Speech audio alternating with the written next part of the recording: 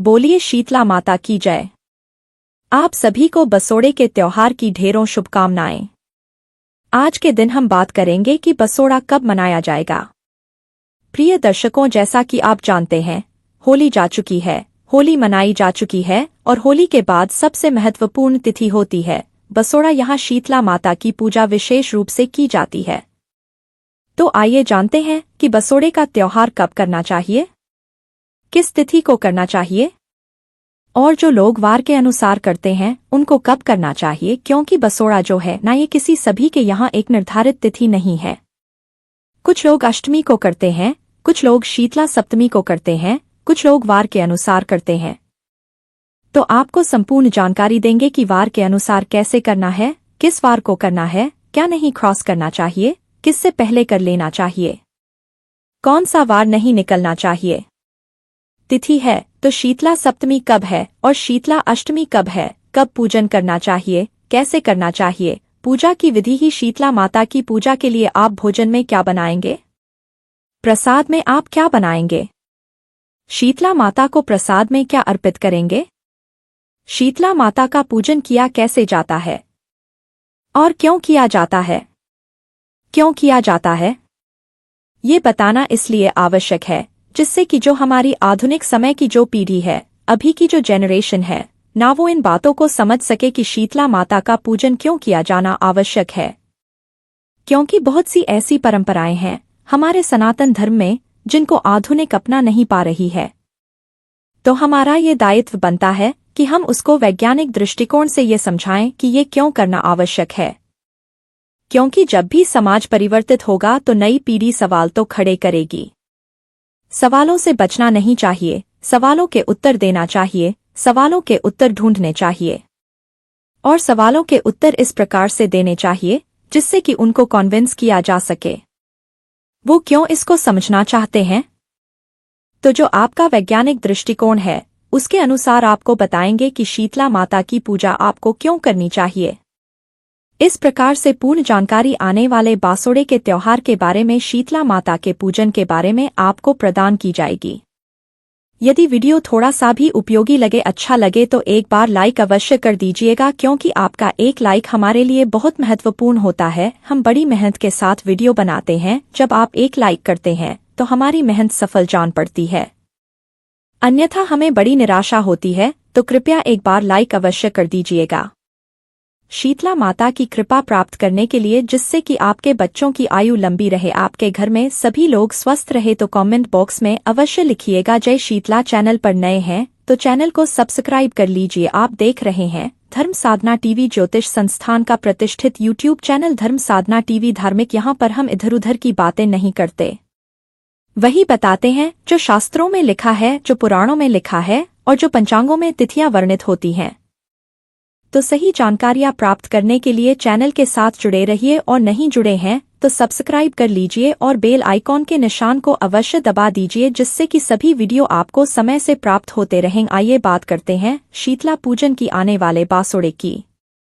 तो भक्तगणों, जैसा कि आप सभी जानते हैं कि जो बासोड़े का त्योहार है ना, ये उत्तरी भारत में मुख्य रूप से मनाया जाता है और बासोड़े के त्योहार पे मुख्य रूप से शीतला माता का पूजन किया जाता है।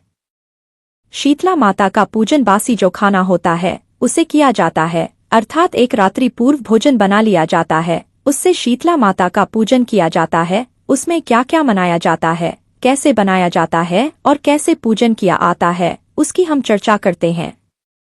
उससे पहले ये बताते हैं कि जो शीतला पूजन है ना, ये बसोड़े का त्योहार है, ये कब किया जाता है। देखिए, हमारा जो समाज है ना, वो बहुत ही व्यापक है, बहुत बड़ा है, सभी की मान्यताएं अलग अलग है। तो इसका नाम है बसोड़ा। बसोड़ा जो है भिन्न भिन्न प्रांतों में अलग अलग नामों से जाना जाता है। कहीं ये शीतला सप्तमी के नाम से, कहीं शीतला अष्टमी के नाम से। बसोड़े पे शीतला माता की पूजा करते हैं, लेकिन इनको कब पूजा करते हैं, इसके अलग अलग नियम हैं। कुछ ऐसे प्रांत हैं, स्थान में, जहां पर कि होली के बाद जो भी प्रथम सोमवार आता है उस पर बसोड़े का त्योहार मना लिया जाता है, शीतला माता की पूजा कर ली जाती है। कुछ ऐसे प्रांत हैं जहां पर वीरवार को किया जाता है, कुछ प्रांतों में मंगलवार को भी किया जाता है। होली के बाद की बात कर रहे हैं हम। जैसे होली निकली तो होली के बाद जो पहला सोमवार होगा, कुछ लोग पहले सोमवार को शीतला पूजन करते हैं। कुछ लोग होली के बाद आने वाले पहले मंगलवार को करते हैं और कुछ लोग होली के बाद आने वाले पहले गुरुवार अर्थात बृहस्पतिवार को शीतला माता का पूजन करते हैं, बसोड़ा मनाते हैं। कुछ लोग ऐसे हैं जो कि होलिका दहन के बाद जो सप्तमी आती है, चैत्र मास की जो सप्तमी आती है, चैत्र कृष्णा सप्तमी, उस पर शीतला माता का पूजन करते हैं और इसको शीतला सप्तमी के नाम से भी जानते हैं। और कुछ लोग ऐसे हैं जो अष्टमी के दिन, चैत्र मास के कृष्ण पक्ष की अष्टमी जो आती है, होली के बाद जो अष्टमी आती है, उस पर शीतला माता का पूजन करते हैं और वो शीतलाष्टमी के नाम से भी जाना जाता है। तो ऐसे ये जो पूजा है वो सभी में शीतला माता की होती है। इसको बड़े तौर पर बासोड़े के नाम से जाना जाता है। इसका निर्धारण अलग अलग है, परंतु मुख्य रूप से या तो शीतला सप्तमी को या तो शीतलाष्टमी को ही पूजन किया जाता है। अब बात ये आती है कि पंडित जी अब हमें कब करना चाहिए, क्योंकि बहुत सी ऐसी पीढ़ी है जिसको अपना पता ही नहीं है कि उनके यहाँ पे ये कब किया जाता है। तो जिनको अभी नया करना आरंभ करना है ना, जिनको पहले से नहीं पता है, वो शीतला अष्टमी को करें, उत्तम रहेगा। यदि आप वार के अनुसार करेंगे तो उसमें हर स्पर्श आपको कुछ ना कुछ परेशानी होगी, फिर वो बदलता रहेगा और हो सकता है कि आप भी एक समय पे भूल जाएं कि हम कौन सा मंगलवार को करते थे या सोमवार को या वीरवार को। इससे अच्छा है कि आप अष्टमी पे कीजिए और प्रतिवर्ष होलिका के बाद जो प्रथम अष्टमी आती है उस पर शीतला पूजन आप कर लीजिएगा। अब बात करते हैं कि पूजन करना कैसे है, क्या किया जाना है पूजन में। और एक जो विशेष विधि होती है ना, कुछ चीजें ऐसी गाड़ी जाती है इसमें शीतला पूजन में, जिससे कि आपकी संतान की आयु तो लंबी है, निरोगी तो होती है, परंतु उसे धन धान्य की प्राप्ति होती है, धन की प्राप्ति होती है। तो वो क्या करना चाहिए उसकी चर्चा करते हैं। देखिए, शीतला माता का जो पूजन है ये सूर्योदय से पहले किया जाता है, सूर्यास्त के बाद नहीं, सूर्योदय से पहले ही प्रातः काल ही कर लिया जाता है। इसमें जो भोग के लिए सामग्री बनती है ना, वो बासी सामग्री होती है। बासी कैसे? जैसे मान लीजिए कि आप कल शीतला पूजन वाले हैं, सुबह तो आज रात्रि को ही सारा भोजन बना के रख देंगे। जो भी ये पूजा की सामग्री है, मुख्य रूप से शीतला माता के पूजन के लिए आपको मीठे चावल बनाने चाहिए और दही बनाना चाहिए। ये तो अति आवश्यक है, ये तो बनाना ही चाहिए। इसके अतिरिक्त आप मीठी पूरियां बना सकते हैं, गुलगुले बना सकते हैं, जिसे पोहा बोलते हैं, पुए बना सकते हैं। मीठे पुए होते हैं, मीठे चावल, मीठे पुए, मीठी पूड़ियाँ, दही, ये बहुत आवश्यक है माता की भोग के लिए। मूंग भिगो, इसमें मूंग लेके जाया जाता है। बाजरा रख लीजिएगा, बाजरा भी लेके जाया जाता है। और भोजन में आप जो सब्जी खाना चाहते हैं वो सब्जी बना लीजिएगा।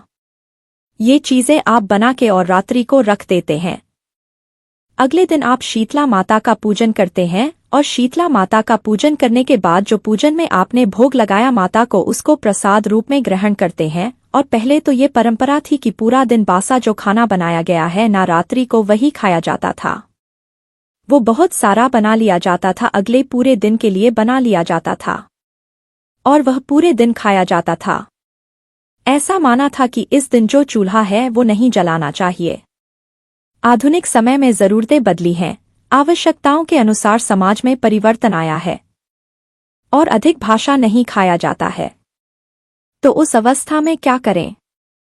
कई बार हमारे अपने बच्चे जो होते हैं वो नहीं खाते हैं, आप अगर प्रयास भी करेंगे उनसे तो वो नहीं मानते हैं। तो उस अवस्था में क्या करें? बच्चों को आदत बनाइए कि वो प्रसाद रूप में प्रसाद आवश्यक ग्रहण करें। कोई बात नहीं, पूरा दिन अगर वो नहीं खाते हैं, जो रात का खाना है तो उसमें इतना परेशान होने की आवश्यकता नहीं है, परंतु जो शीतला माता को आप भोग लगा के आए हैं ना, प्रसाद चढ़ा के आए हैं, उसमें से थोड़ा थोड़ा प्रसाद पहले ग्रहण करें, उसके बाद ही बाकी कुछ खाएं। यदि आप ताजा बना के खाना चाहते हैं वो ताजा बना के खाना चाहते हैं, कोई बात नहीं, पर प्रथम आहार जो है, पहला निवाला जो आप वो ले, वो वही ले जो आप भोग में लगा के आए हैं। चाहे वो एक एक घास ही क्यों ना खाएं, पर एक एक ग्रास तो कम से कम प्रसाद रूप में आपको खाना ही चाहिए। इसका आपको ध्यान रखना चाहिए। पूजन सामग्री की बात करते हैं कि जब आप पूजन के लिए जाएंगे अगले दिन तो कैसे जाएंगे। क्या क्या सामग्री की आपको आवश्यकता होती है? देखिए, शीतला पूजन के लिए जब आप जाते हैं तो प्रातःकाल सूर्योदय से पहले ही पूजन होता है, तो आपको जल्दी उठना होता है। जल्दी उठने के साथ ही कुछ प्रांतों में जो माताएं बहनें हैं वो बिना नहाए जाती हैं पूजा के लिए, कुछ प्रांतों में नहा धो के भी जाती हैं। ये आपकी मान्यताओं के अनुसार है। शास्त्र में जो पूजा है वो नहा धो के ही की जाती है।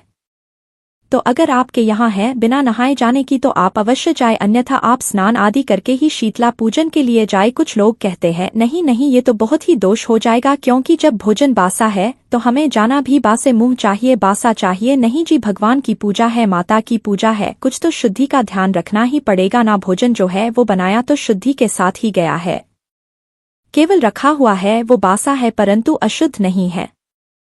वैसे ही मनुष्य अशुद्ध तो नहीं होना चाहिए ना। रात्रि को आप शयन करते हैं, आपकी बहुत सारी क्रियाएं होती हैं जो आपको अशुद्ध बना देती हैं। इसीलिए आपको प्रयास करके पूजा के लिए तो नहा के ही जाना चाहिए, स्नान आदि करके ही जाना चाहिए। भोजन के लिए सामग्री एकत्र कर लीजिए। एक थाली में जो माता को भोग लगाना है ना, वो भोग एकत्र कर लीजिए। भोग में क्या है? आप मीठे चावल और दही अवश्य रखिएगा। अगर पुए बना रहे हैं आप, मालपुए, गुलगुले जिसे कहते हैं, वो जगह पर गुलगुले भी कहते हैं, वो रख लीजिए। मीठी पुड़िया है तो वो भी रख लीजिएगा, अन्यथा केवल मीठे चावल और दही का भोग भी आप माता के लिए रख सकते हैं। ये सामग्री रखने के अतिरिक्त आपको माता को अर्पित करने के लिए बड़कुल्ले की जो माला होती है ना, कुछ प्रांतों में उसे गोलरी की माला भी कहा जाता है, जो गोबर की बनती है, और कुछ इसे बिलोकड़ी की माला के नाम से भी जानते हैं। परंपरा तो ये थी कि जब होलिका दहन के लिए जाते थे तो होलिका के पूजन के लिए बड़कुल्ले की माला लेकर उसी समय पे 5 मालाएं निकाल दी जाती थी। उनमें से एक माला शीतला माता के नाम की होती थी, जिसे कि शीतला पूजन में प्रयोग किया जाता था। तो आपने अगर निकाल के रखी है तो वही जो माला है बड़कुले की या लोकड़ी की, या कहे कि वह माला एक अवश्य दीजिएगा। भोग लगाने के लिए हमने जो बताया है वो भोग लीजिएगा। भीगे हुए मूंग इसमें लेके जाया जाते हैं, तो एक रात्रि पूर्व आप एक मुट्ठी मूंग अवश्य भिगो दीजिएगा जो आप माता को अर्पित करेंगे। 1 लोटे जल ले लीजिएगा। हम एक बात करते हैं कि कुछ प्रांतों में, हरियाणा आदि में, इस दिन जो है ना पानी लेके जो जाया जाता है माता के लिए, उसमें कच्चा दूध मिला के लेके जाया जाता है। आपके यहाँ यदि प्रथा है तो लेके जाइएगा, और कच्चे दूध के साथ उसमें लूनी घी भी डाल दिया जाता है। तो यदि आपके यहाँ ये प्रथा है तो आप कर सकते हैं, अन्यथा आप शुद्ध जल भी लेके जा सकते हैं। एक आवश्यक जानकारी देते हैं आपके लिए। यदि आप कुंभ स्नान करके आए हैं ना और त्रिवेणी से जल भी लेके आए हैं, तो आपके लिए एक हमने विधि बताई है जिससे कि आपको शीतला माता का पूजन करना चाहिए। ये विधि निश्चित रूप से आपके लिए अति फलदायी होगी, क्योंकि त्रिवेणी का जो जल है एक चमत्कारी जल है। और शीतला माता को उसका अर्पण कैसे करना है, कैसे वह जल आपके परिवार की किस्मत जगा सकता है, कैसे वह जल आपके परिवार, आपके संतान को बीमारियों से बचा सकता है, रोगों से बचा सकता है, और किस प्रकार से शीतला माता को खुशी पलों में वह प्रसन्न कर सकता है, इसके लिए हमने एक वीडियो बनाया है, उसको आप अवश्य देखिएगा। क्योंकि त्रिवेणी का जल कुंभ स्नान बार बार नहीं होता है, इस अवसर को जाने नहीं दीजिएगा। इसका लिंक हमने डिस्क्रिप्शन बॉक्स में भी दिया है, आप उसको देख लीजिएगा। ना मिले तो कमेंट बॉक्स में लिख के पूछ लीजिएगा, पर उसको अवश्य कीजिएगा। 5 मिनट की विधि है शीतला माता के पूजन के लिए, तो आप जाएंगे ही। उस 5 मिनट की विधि से आपका बहुत कुछ परिवर्तित हो सकता है। आइए आगे बढ़ते हैं पूजा विधि की ओर, कि आपको क्या क्या लेके जानी है आगे, और किस प्रकार से पूजन करना है, और क्या वो गलती है जो नहीं करनी है, तथा क्या है वो जो आपको शीतला माता के पूजन के बाद पृथ्वी में गाड़ना चाहिए, जिससे आपकी संतान को धन की प्राप्ति होती है और निरोगी काया मिलती है, आपका परिवार सदा सुरक्षित रहता है। प्रातःकाल स्नान आदि करके पूजा की सामग्री एकत्र कीजिए। सामग्री में भोग आपने ले लिया है, मूंगदाल ले ली है, इसमें बाजरा ले लीजिएगा, और कुछ जगहों पर सतनाजा लेके जाया जाता है, जिसको एक प्रकार से बाजरा बोने की जो प्रथा है वो भी की जाती है। ये प्रथा भी हरियाणा और राजस्थान के कुछ प्रांतों में की जाती है। थाली में जब ये सारी सामग्री आप सजा लेंगे ना तो उसको जो ढकने के लिए कपड़ा होता है ना वो वह कपड़ा प्रयोग किया जाता है जो कि बच्चे का पोतरा होता है। जब आपके घर में बचा हुआ होता है तो उसका जो पोतरा होता है उससे वह सामग्री की थाली ढक के ले जाई जाती है। तो यदि आपके यहाँ ऐसी प्रथा है तो आप लेके जा सकते हैं इस प्रकार से ढक के, अन्यथा आप कोई भी शुद्ध साफ कपड़े से उसको ढक के ले जा सकते हैं। सामग्री एकत्र कर सूर्योदय से पहले शीतला माता का जो मंदिर आपके नजदीक में है वहां पर आप पूजा के लिए जाएंगे। बात ये भी आती है जी कि हमारे यहाँ तो शीतला माता का मंदिर नहीं है, क्योंकि बहुत सारे ऐसे स्थान भी है जहाँ शीतला माता के मंदिर नहीं है। यदि आपके यहाँ भी ऐसी परेशानी है कि शीतला माता का मंदिर नहीं है तो उस अवस्था में आप जहाँ पर होली पूजने गए थे ना वहाँ पर भी शीतला माता का पूजन कर सकते हैं। जहाँ होली पूजने गए थे वहाँ जाइएगा, जल से छींटे दीजिएगा और वहाँ पर 2 पत्थर रखिएगा, शीतला माता के स्वरूप का दर्शन कीजिएगा, माता से निवेदन कीजिएगा कि हम आपका पूजन यहाँ पर कर रहे हैं और इस प्रकार से विधि विधान से पूजन कीजिएगा। विधि हम आगे आपको बताएंगे कि पूजन आपको कैसे करना है। जिन लोगों के यहाँ होली का दहन भी नहीं होता है वो कैसे शीतला पूजन करें, क्योंकि आजकल टाउनशिप है और अपार्टमेंट्स में सुविधाएं नहीं है। बहुत सारी जगह पर ना होली का दहन होता है ना ही शीतला मंदिर है, तो आप घर पर कैसे पूजन कर सकते हैं। यदि आपके पास समय नहीं है मंदिर जाने के लिए तो आप घर पर पूजन कर सकते हैं। बहुत से हमारे दर्शक जो हैं वो भारत के बाहर से भी हैं, जो इंडिया से बाहर रहते हैं, अलग कंट्रीज में रहते हैं, वहां पर ये सुविधाएं नहीं है, तो वो अपने घर के अंदर किस प्रकार से शीतला माता का पूजन करें ये भी हम आपको बताएंगे। अभी बात करते हैं कि आप मंदिर जा रहे हैं या जहां होली का दहन होता है वहां पर आप शीतला पूजन कर रहे हैं तो किस प्रकार से आगे आपको प्रक्रिया करनी है। सारी सामग्री एकत्र करके सूर्योदय से पहले आप स्थान पर पहुंच जाए जहां होली का दहन किया था या जहां मंदिर है। माता के मंदिर में प्रवेश से पहले दरवाजे पर आपको दोनों तरफ जल डालना चाहिए। जल डालने के बाद आप माता के मंदिर में प्रवेश करेंगे। यहाँ एक बात और बताना चाहेंगे कि हमारे कुछ प्रांतों में इस प्रकार की प्रथा भी है कि जाने से पहले देहली पूजन होता है, जो आपकी दहलीज होती है ना मेन मुख्य द्वार की, तो दहली पूजन करके उसमें दहली पूजन किस चीज से किया जाता है? हल्दी से दहली पूजन किया जाता है। तो हल्दी से दहली पूजन करके ही शीतला माता पूजन के लिए जाया जाता है। दहली पूजन में बनाया जाता है, कुछ प्रांतों पर उसे सतिया भी कहा जाता है, तो स्वास्तिक बना के और उस पे पूजन करके जाया जाता है। जो बड़कुले की माला है उसको भी आप घर पर पूज सकते हैं।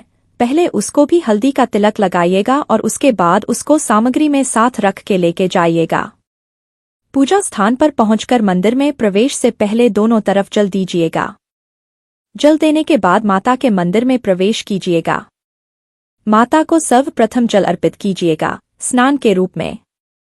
स्नान के रूप में जल अर्पित कीजिएगा। तिलक कीजिएगा माता को। वस्त्र के रूप में मौली का टुकड़ा तोड़िएगा और वह मौली का टुकड़ा माता को वस्त्र के रूप में अर्पित कीजिएगा। तिलक अक्षत कीजिएगा। तिलक जो है आप हल्दी का करेंगे शीतला माता को। तिलक करने के बाद फूलों की माला पहनाइएगा। पुष्प हैं तो पुष्प अर्पित कीजिएगा। जिनके पास बड़कुले की माला है वो बड़कुल्ले की माला शीतला माता को पहनाएंगे। की माला बड़कुल्ले की माला एक ही बात है। वह माला को और माला पहनाने के बाद माता को भोग लगाएंगे।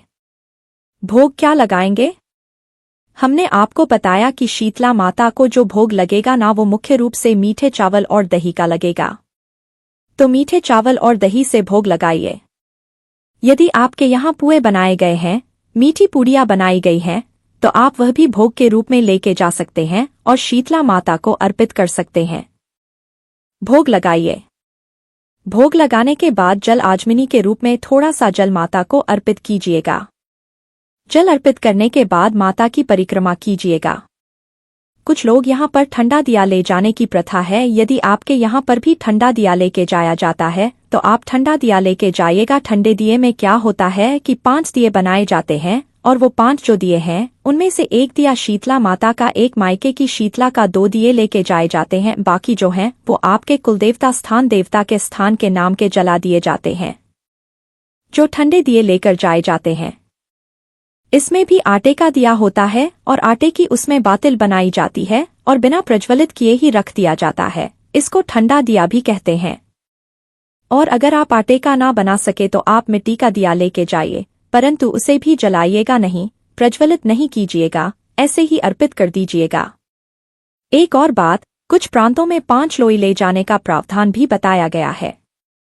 कुछ ऐसे प्रांत भी हैं जब बासोड़े पूजा के लिए जाते हैं तो बाकी सारा भोग तो लेके जाते ही हैं, परंतु पूजा से पहले आटा गूंदा जाता है और उस आटे में नमक नहीं मिलाया जाता है। फीके आटे को गूंद के उसकी 5 लोइयां बनाई जाती हैं और वो लोई जो है कच्चे आटे की, वो माता को भोग के रूप में अर्पित की जाती है। यदि आपके यहाँ ये होता है तो आप इसको अवश्य कीजिएगा। इस प्रकार से पूजा सामग्री आपने शीतला माता को अर्पित करनी है।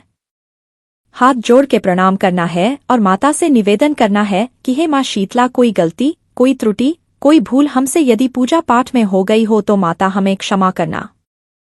जैसी हमारी समझ है उसके अनुसार हमने आपका पूजन किया है, इसमें जाने अनजाने की गलतियों को आप क्षमा कर दीजिएगा।